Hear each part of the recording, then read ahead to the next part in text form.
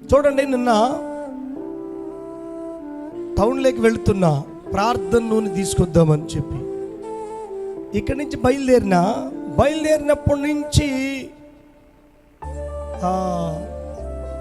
నాతో ఎవరో చెప్పినట్టు స్తోత్రం చెల్లించు, దేవుణ్ణి మహిమపరచు, దేవునికి స్తోత్రం చెల్లించు అని నాకు తెలియకుండానే నేను స్తోత్రం చెల్లిస్తున్నా, ప్రార్థన చేసుకుంటా వెళుతున్నా.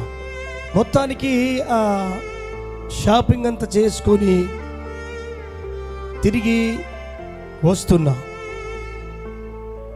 ఇక తీరా ఇంటికాటికి వచ్చేసరికి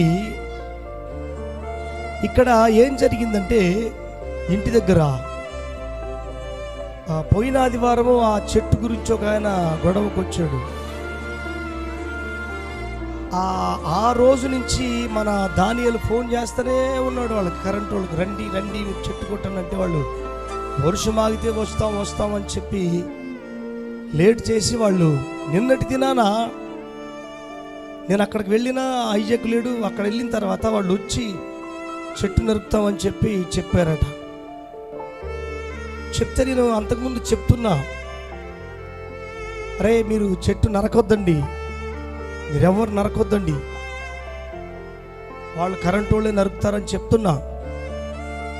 వాళ్ళు ఎవరో కరెంట్ ఆఫ్ చేసినాము మీరు నరకండి అని చెప్పారట. వీడు ఆ తెంతుల మధ్యకి పైకి ఎక్కి ఆ కొమ్మలన్నీ కొడతా ఉంటే వాళ్ళు ఎవరో కరెంట్ వేసారు. ఇక చూడు, ఆ సమయంలో ఇక కరెంటు ఇక ఇసిరి కొట్టే సమయం అది. దేవుడు తప్పించాడు.